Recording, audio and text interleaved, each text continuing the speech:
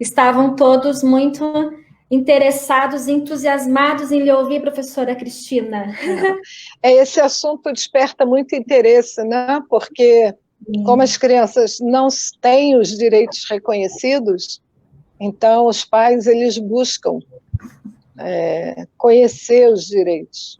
Deveria ser um interesse maior da escola, mas são os pais que se interessam mais pelos direitos das crianças. Isso mesmo. E que bom que as famílias estão se empenhando em conhecer esse campo, conhecer os direitos, conhecer o que se trata a superdotação, como atender bem os seus filhos, né? A gente percebe um movimento aí de cada vez mais interesse por parte das famílias, não só em buscar o atendimento na escola, em outros contextos, mas também de entender e uma busca em como ajudar essas crianças a terem o potencial desenvolvido. Exatamente. Essa é a nossa busca sempre, né? Bom, pessoal, estamos agora no nosso horário previsto, né? Vamos entrar aqui às 18 horas. Vamos iniciar a nossa live, a nossa discussão sobre os direitos do aluno superdotado no Brasil. E eu estou bastante feliz e quero agradecer a participação de todos vocês. Não só aqui na live, mas também pelo compartilhamento. Foram muitos compartilhamentos sobre o nosso convite. Chegou aí, acredito que no nosso país como um todo, para nós que somos pesquisadores, acadêmicos, que buscamos muito atender o superdotado da melhor forma possível, para nós ter vocês, a parceria de vocês, a presença afetiva e efetiva é muito importante, né? Porque nós precisamos sim, acredito que a professora Cristina também parte desse pressuposto, o quanto que é importante nós unirmos nossos esforços enquanto academia, ciência, família, escola, para pensar no universo e tendo o objetivo principal de atender bem os nossos superdotados e que eles tenham o seu potencial desenvolvido. Essa é a nossa grande expectativa e o nosso grande objetivo. Então, eu quero agradecer a todos os nossos participantes, agradecer em especial a nossa convidada, a doutora Cristina Delu, a nossa intérprete, a doutora Priscila Festa. Eu quero apresentar para vocês essas duas pessoas que eu admiro muito, tanto a doutora Priscila quanto a doutora Cristina. Começo pela doutora Priscila. Doutora Priscila, deixa eu abrir aqui o currículo dela.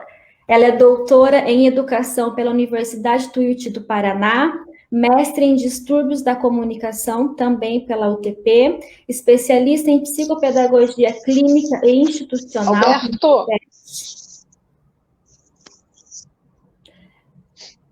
Libras, língua portuguesa, Educação bilíngue para surdos, também é pedagoga pela Universidade Federal do Paraná, é professora universitária e tem uma grande dedicação na educação de surdos. Hoje nos dá a honra de interpretar a nossa live, então seja muito bem-vinda, Pri. É sempre uma alegria, uma honra de verdade ter você por perto, viu, minha amiga? Muito obrigada pela oportunidade, estou muito feliz de estar aqui com você. Obrigada. E agora eu quero apresentar a nossa convidada, que eu tenho o grande prazer e privilégio de estar próxima a ela. Tenho a alegria de acompanhá-la desde 2008, no primeiro congresso que eu participei sobre altas habilidades. E desde então as ideias e as colocações, a luta da professora Delu em torno da educação especial, dos superdotados, é algo que me motiva, é algo que me inspira, e é uma pessoa que realmente é uma grande referência para nós quando falamos em educação especial no nosso país, quando falamos em superdotação. De verdade, professora, eu me sinto muito lisonjeada, muito honrada de ter esse tempo com a senhora, e eu acredito que todos que estão aqui compartilham desse mesmo sentimento. Tá, então, muito obrigada pela sua participação, pelo seu convite, e eu quero apresentar para vocês um super resumo desse currículo fantástico da professora Cristina. Bom, a professora Cristina Delu é psicóloga pela PUC do Rio de Janeiro, especialista em mestre em educação pela UERJ, doutora em educação pela PUC de São Paulo, professora aposentada da Faculdade de Educação da Universidade Federal Fluminense, bolsista de produtividade em pesquisa nível 2 do CNPq, líder do grupo de pesquisa Talento e Capacidade Humana na Sociedade e na Educação, vinculado também ao CNPq, coordenadora do Programa de Atendimento a Alunos com Altas Habilidades de Superdotação, ex-presidente do Conselho Brasileiro para a Superdotação, recebeu o Prêmio Jabuti em 2015, na categoria Educação e Pedagogia, recebeu também a Medalha do Mérito Carioca,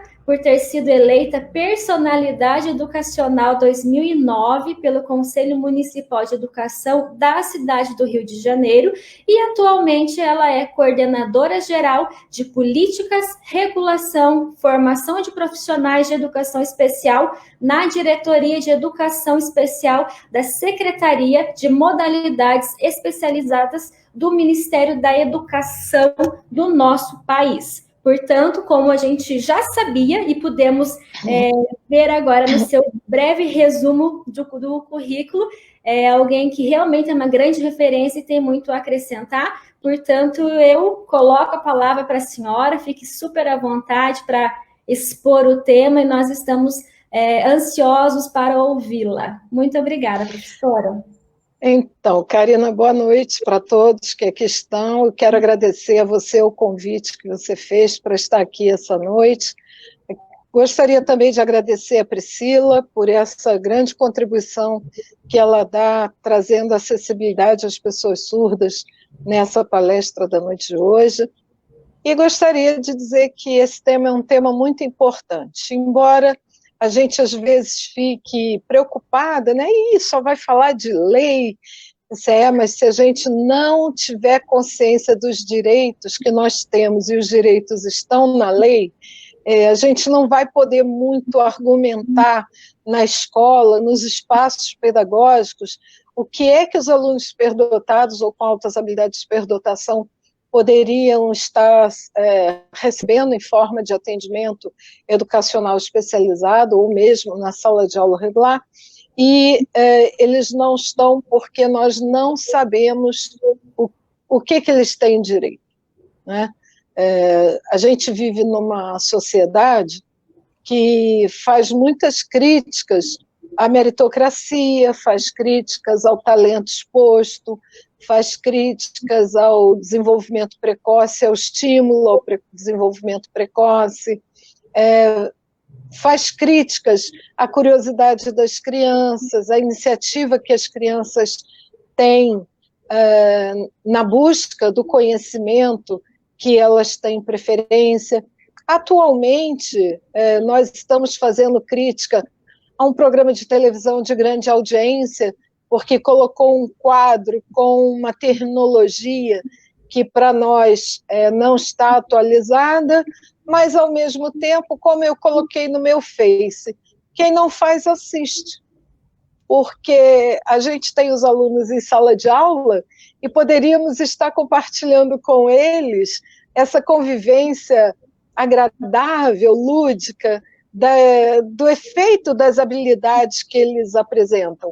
E aí, como a gente não dá o espaço necessário a eles em sala de aula, vamos assistir aos sábados à tarde o Luciano Huck no programa dele, apresentando o quadro Minigênios. E aí a gente fica assim, né, perplexo, e muitas vezes criticando a família que levou o programa, o produtor do programa, o apresentador do programa, e eu diria a você o seguinte: está tudo certo, porque quem não faz, assiste. Porque as famílias estão lá cientes do que elas pretendem com essa visibilidade. E como nós conversamos no nosso grupo de WhatsApp do Combrage, no final das contas, vai ter um efeito positivo sobre a sociedade, porque os professores que não conhecerem ainda esse tipo exuberante de talento humano vão acabar vendo como a criança é espontânea, como a criança ela se diverte, como a criança é sábia, como ela é madura naquela apresentação, porque ali não tem script memorizado, na pergunta improvisada, na pergunta lúdica que é feita e como a criança se desempenha bem. Então, nós que somos professoras, que temos a experiência na educação básica, que somos professoras formadoras na formação continuada de profissionais da educação nas escolas, nas redes públicas, nos sistemas de ensino, nas escolas particulares, nas instituições não governamentais conveniadas, nós conhecemos um pouco a realidade da sala de aula e sabemos que essas crianças estão lá. No entanto, lidamos com as questões, as dúvidas, as inseguranças dos profissionais da educação na identificação desses alunos. Os pais, que muitos estão aqui nos assistindo, são eles, na maior parte das vezes, que levam a notícia para a escola e passam pelo constrangimento de serem questionados. Como é que você sabe? Por que é que você está dizendo isso? Ora, você é responsável por esse comportamento inadequado. Quem mandou você estimular essa criança? Quem mandou você apresentar os livros a ela antes da hora? Quem mandou você fazer brincadeiras com os números para que ela desenvolva habilidade de cálculos, né? Então, o lugar que a gente está, de onde a gente fala, eu, você, e tantos profissionais da educação que estão aqui nessa live nesse momento, é o lugar da escola, é o lugar onde esse talento deveria ser reconhecido e celebrado, e não reprimido. Então, resta a gente conhecer a legislação, aonde estão declarados os direitos, que é para que nós que somos profissionais possamos defender o direito pedagógico dos alunos com altas habilidades de superdotação. Os pais possam defender os direitos dos seus filhos nos espaços pedagógicos para alunos com altas habilidades de superdotação. E para que os profissionais da educação, que sejam pais de crianças com altas habilidades de superdotação, eles se sintam mais encorajados a defender esses espaços nas suas escolas, nas escolas dos seus filhos, que deveriam ser escolas públicas, para que as políticas públicas sejam mais facilmente desdobradas e levadas para aquelas famílias de baixa renda, que estão abaixo da linha da miséria e que têm filhos matriculados em escolas públicas, e que só através dos programas de enriquecimento nas escolas públicas é que poderão dar encaminhamento à vida dos seus filhos nos níveis mais elevados do ensino. Então, são as professoras das escolas públicas que colocam os seus filhos com altas habilidades de superdotação nas escolas públicas que vão mostrar à sociedade que é lá os espaços para o desenvolvimento das políticas públicas. Então, para dizer a você, dar início a essa conversa, esse assunto não é novo, ele existe no Brasil desde 1930, nós temos legislação no Brasil desde 1930, depois dá um salto, vai a 1961, depois dá outro salto, vai a 1971, e quando é criado o Centro Nacional de Educação Especial, em 1973, nós institucionalizamos no Brasil a educação especial, e a partir de então, a educação dos superdotados sempre esteve junto ao órgão público federal do MEC para mostrar aos sistemas de ensino que esse é um aluno que se diferencia dos alunos que apresentam algum tipo de deficiência, que apresentam algum tipo de problema de comportamento, de comunicação, de ajuste social, de relacionamento interpessoal, e que pela inteligência acadêmica ou pelos talentos específicos, eles se diferenciam e têm tantos direitos quanto os alunos com deficiência e os que têm ou transtorno global do desenvolvimento ou transtorno do espectro autista. Então, desde a década de 60, 70, 73, nós vemos o nosso país desenvolver políticas públicas apoiadas em legislações para garantir o direito a esses estudantes. Mas se nós buscarmos a literatura lá de 1930, nós vamos ver que o que era recomendado em 1930 se replicou em 1973. Em 1973, foi acrescido a monitoria. A monitoria hoje nas universidades não é mais exclusividade dos alunos superdotados. Então, a monitoria se democratizou e hoje é direito de todos os alunos. Na década de 70 foi criado um programa especial de treinamento para os alunos pelo CNPq, que a gente conhece como PET. E hoje ele é um programa democrático para todos os alunos universitários de universidade pública. Então, todas as universidades têm um programa PET, o grupo é grande, os alunos vão ser treinados, a palavra é treinado, num determinado fazer prático da sua carreira profissional, e ali também, hoje, democraticamente, qualquer aluno pode participar, independentemente de alto nível de desenvolvimento. Um outro programa que foi iniciado também muito cedo, na década de 80, na Fiocruz, foi o Programa de Iniciação Científica Júnior, hoje assim denominado no CNPq, mas naquela época ele era o Programa de Vocações Científicas da Fiocruz, que ainda existe com esse nome, e a sigla é PROVOC, para alunos do ensino médio, porque lá não tem ensino superior. Por isso que no CNPq ele é um programa de iniciação científica júnior, porque na graduação nas universidades, os alunos têm acesso ao programa de iniciação científica, e os alunos do ensino médio, eles são da iniciação científica júnior. Esse programa hoje é institucionalizado no Brasil inteiro e não é mais exclusividade dos alunos superdotados. Mas é interessante destacar que quando a gente fala em vocação científica, a gente está falando em áreas de interesse específicos. Então, nós podemos até ter um perfil novo que os estudiosos das gerações, no âmbito das ciências sociais, têm chamado de geração millennial, geração centennial, geração alfa, que são os mais jovens, que nasceram de 2010 para cá.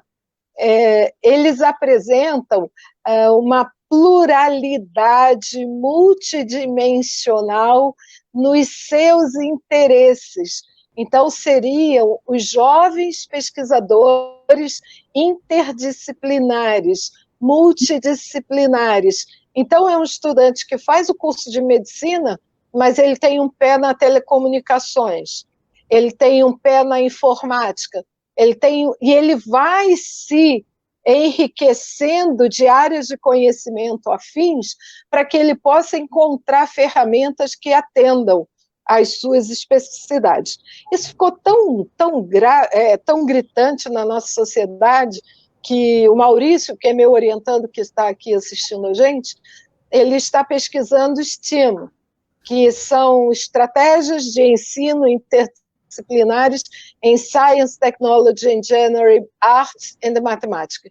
Ciência, engenharia, tecnologia, artes e matemática, que sem essa denominação, pelo caminho das trilhas do conhecimento, a BNCC vai falar na nossa proposta inovadora de currículo na Base Comum Curricular Nacional. Porque não se concebe mais a gente trabalhar dentro de caixinhas. Esse momento da pandemia está mostrando isso para a gente no isolamento social, porque a gente está precisando se empoderar de como é que faz live, como é que eu uso tecnologia, como é que eu digo para o meu aluno que está lá fazendo um curso à distância, que ele tem que sair da plataforma do Moodle, e ele tem que usar o WhatsApp, ele tem que usar o Face, a nossa própria intérprete. Antes a gente não tinha ferramenta para utilizar um compartilhamento de tela com uma intérprete que pudesse estar falando com qualquer surdo em qualquer lugar do Brasil.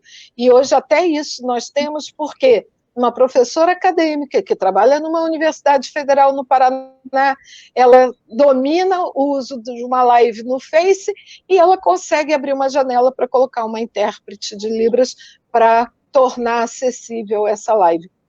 Isso você não aprendeu no seu curso de psicologia, eu também não aprendi isso no meu curso de psicologia, no mestrado em educação, no doutorado em educação, e é no aprender fazendo que nós estamos aprendendo e refinando as nossas aprendizagens, porque os nossos alunos sabem fazer isso. E aí eu não posso nem dizer que são os nossos alunos superdotados porque eles não têm diagnóstico, eles não têm avaliação pedagógica, mas é essa nova geração que nasceu a partir do ano 2000, que nasceu a partir dos anos 80, que cresceu, se formou usando tecnologia e que hoje é expert em tecnologia no sentido de ter um conhecimento especializado e que faz com que a gente avance em habilidades e competências para além do que a escola forma.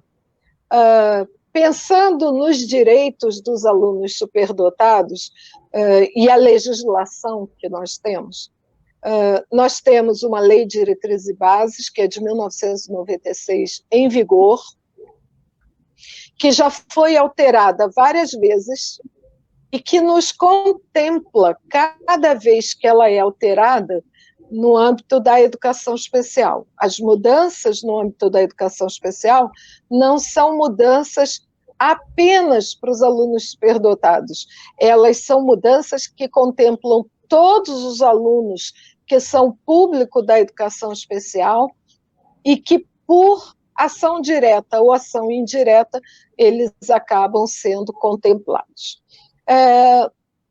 Há 2 anos atrás, pessoal dos NAAs, dos Núcleos de Atividades para as Altas Habilidades de Superdotação, e um grupo do Combrasde esteve reunido no MEC para participar de uma reunião técnica que tratou da questão do cadastro nacional.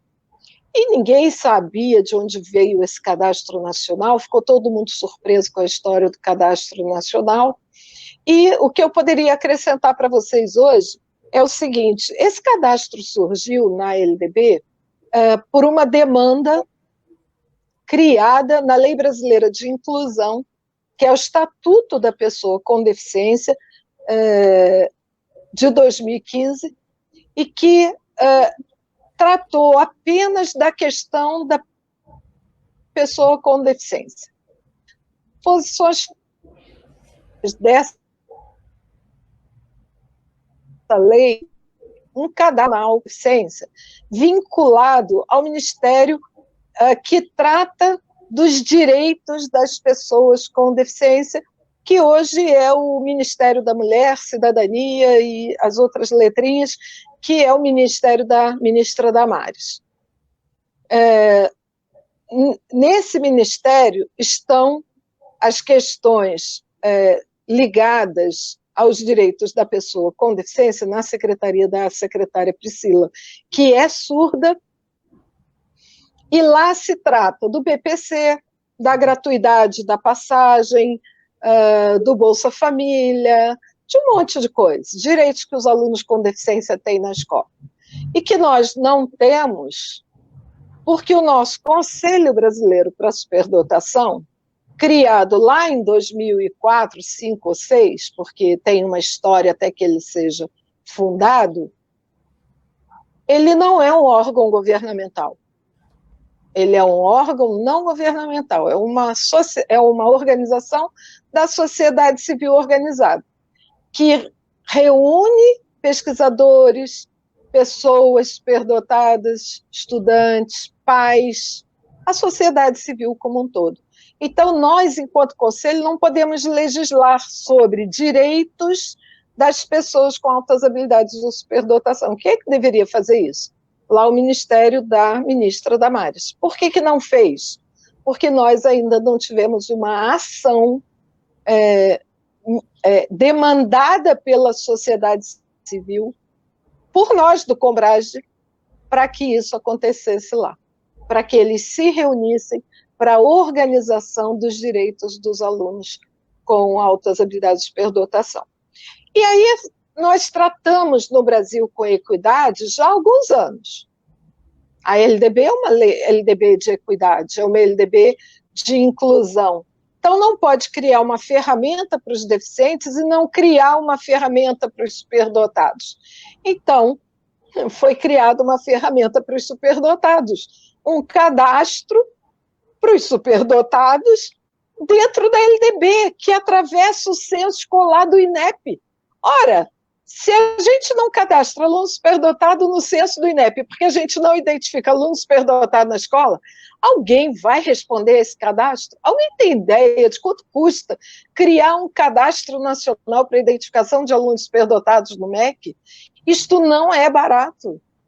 Então, esse tipo de direito que surgiu na LDB serviu para mim, na minha concepção, que hoje atuo no MEC exatamente na pasta das políticas, para reafirmar que os alunos superdotados têm direito à identificação, têm direito à notificação no censo do INEP, têm direito ao atendimento na educação infantil, creche, pré-escola, na educação básica, ensino fundamental 1, 2, ensino médio, e no ensino superior até quando o estudante estiver no último nível de ensino superior, porque educação especial é transversal. A identificação está atrelada ao conceito de altas habilidades de superdotação que nós vamos utilizar. E aí, nós não podemos reclamar de falta de conceito. Nós temos o conceito do Renzulli, com a teoria dos 3 anéis, habilidades acima da média, envolvimento com a tarefa e criatividade. Nós temos o conceito do François Gagné, que vem dos dons com os quais a criança nasce na forma de habilidades naturais, que vão sendo desenvolvidas a partir do sistema nervoso central, influenciado por catalisadores ambientais e intrapessoais, e que resultam, através da ação da família e da escola, da sociedade, nos campos de conhecimento acadêmicos, que são as áreas de talento, as áreas de domínios e os campos de conhecimento. Nós temos a teoria mais popular entre os professores e estudiosos da neuropsicologia, que é a teoria das inteligências múltiplas. Todo mundo que estudou Gardner leu sobre superdotados, leu sobre Savan. O que é Savan? É o autismo de alto funcionamento americano, deficiência intelectual com um talento exacerbado, numa área não acadêmica, todos tidos como deficientes intelectuais. Porque nos Estados Unidos eles fazem uso de teste de inteligência e o autismo de alto funcionamento é QI abaixo de 70. Todos são deficientes intelectuais. Então, os professores que fazem especializações e que colocam no seu currículo teoria das inteligências múltiplas não podem, em sã consciência, dizer que não conhecem superdotação nem savantismo, porque Gardner estuda superdotação, mencionando superdotação, e savantismo. E o que é interessante, os 3 autores que eu mencionei, Renzulli, Gagné e Gardner, não são defensores vorazes de testes de inteligência. Todos eles falam da identificação da superdotação por outros caminhos que não sejam os testes de inteligência, ou seja, eles tiram da exclusividade do psicólogo a identificação, porque eles vão estudar a identificação no âmbito das escolas. Classicamente, em função dos psicólogos, inclusive dos neuropsicólogos, psicólogos, que são os que podem utilizar testes de inteligência, VISC, VAIS, Columbia, os testes que estão autorizados pelo Conselho Federal de Psicologia no site do SATEPSI. A curva de Gauss continua sendo o parâmetro de identificação de superdotado. Quem são os superdotados? Os mais leves são acima do QI 115. Os que já têm uma evidência maior de superdotação estão acima do QI 130.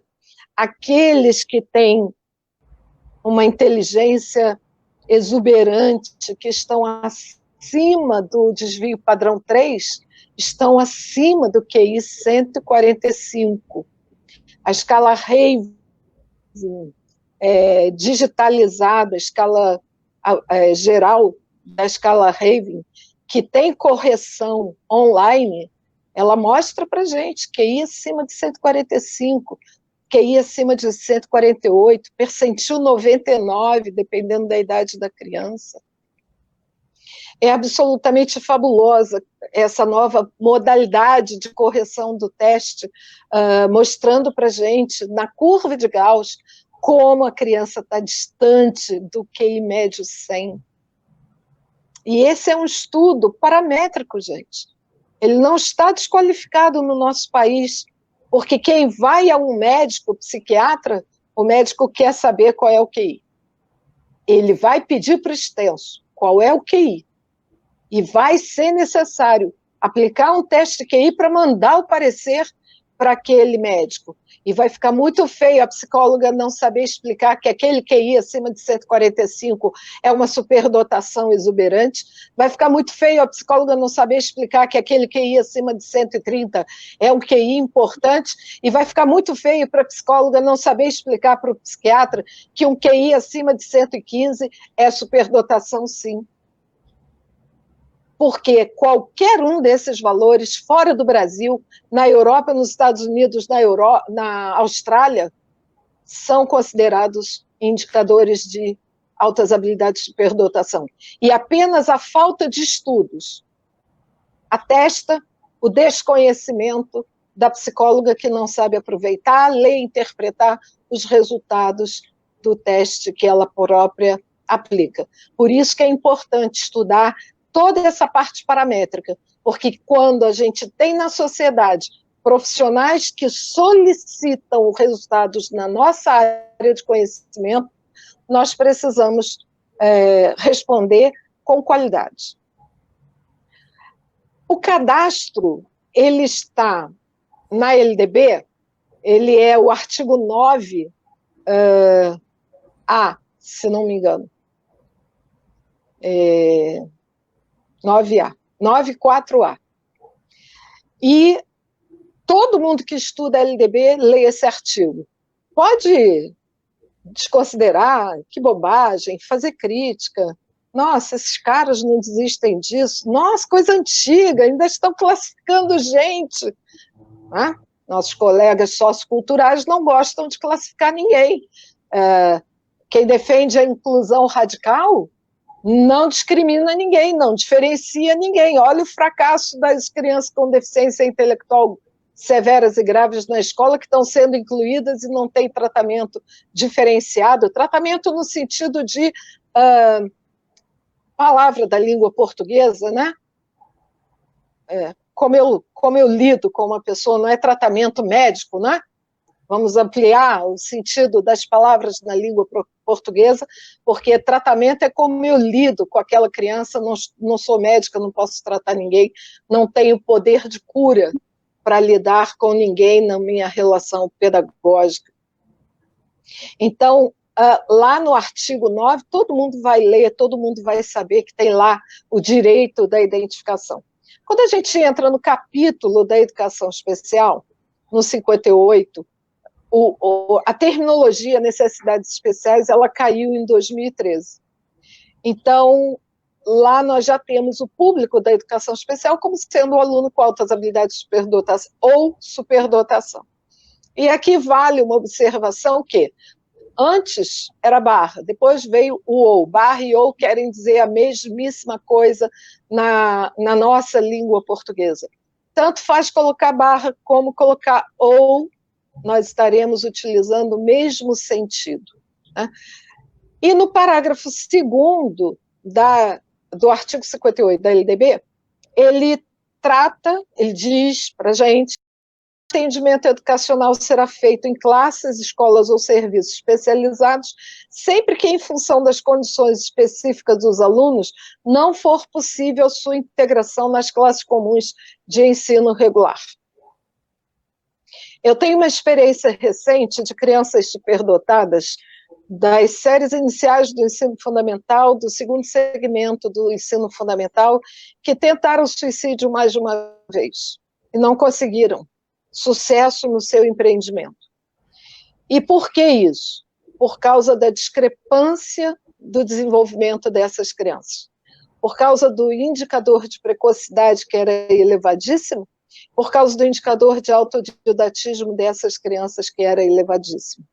Então, o Maurício, que está aqui me orientando de doutorado, não sei se a Juliana está aqui também, também me orientando de doutorado, eles estão com uma experiência inovadora há 2 anos, 3 anos, sob a minha orientação, numa escola que eu convido vocês a entrarem no site, Escola Solange Dreux. Dreux é D-R-E-U-X. Pode ser no Face dela também. Vocês vão ver, ela é uma escola especial. E ela tem 2 segmentos.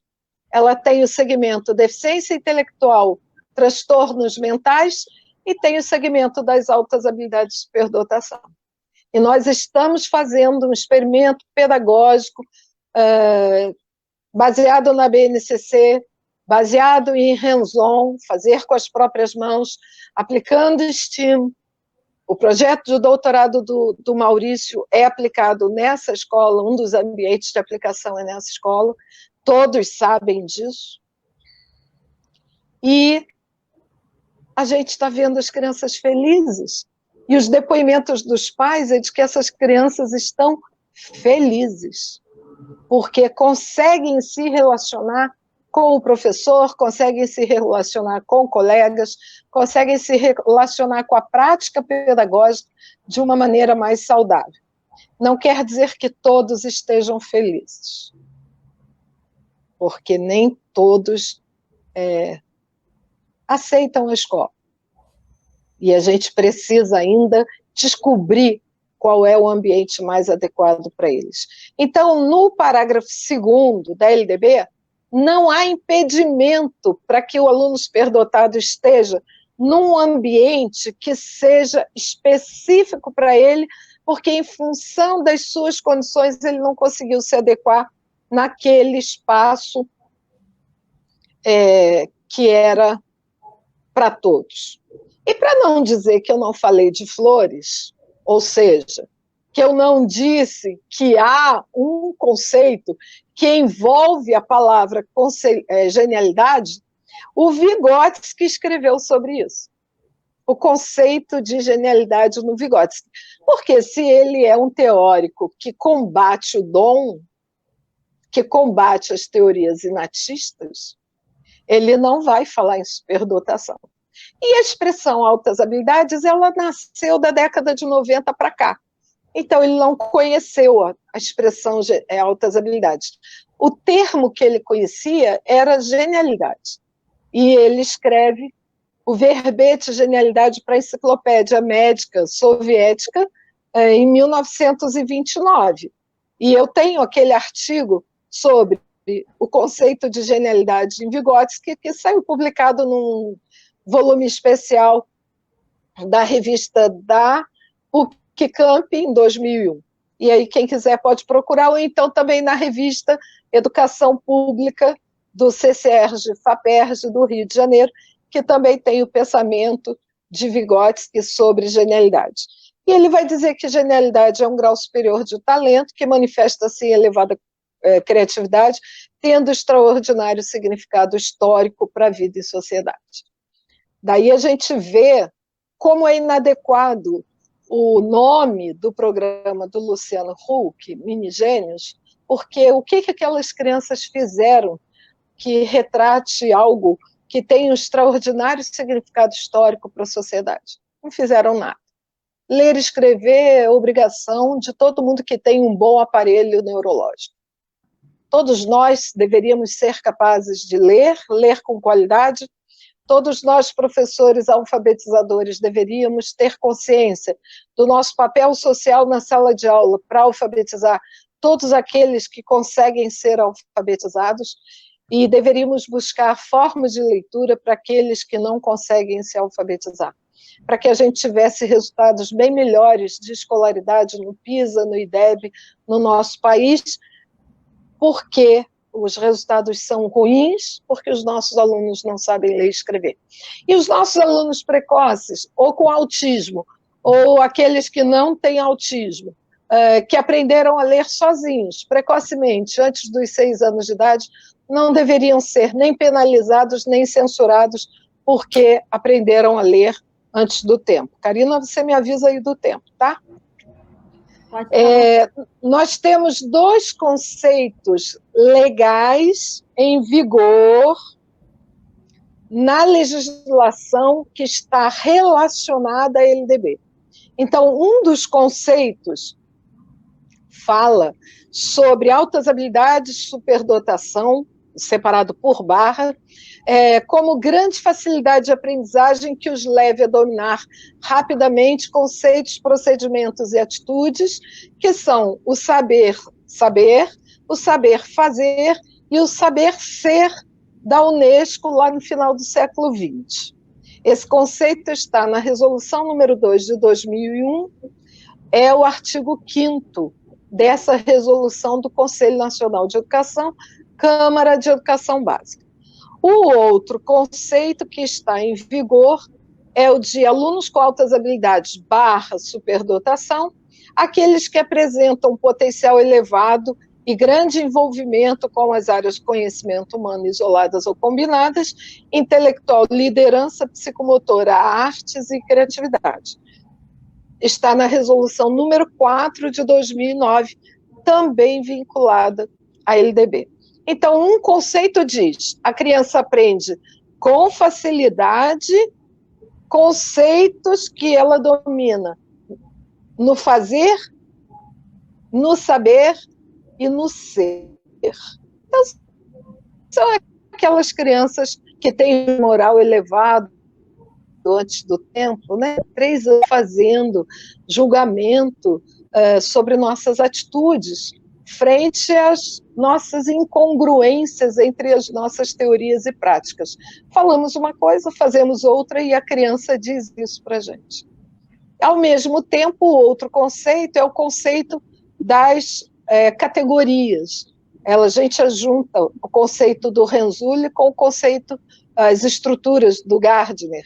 Então, na verdade, nós temos 2 conceitos super, ultra, hiper modernos, porque nós estamos em sintonia com a Unesco e estamos em sintonia com os teóricos modernos da contemporaneidade que tratam da inteligência.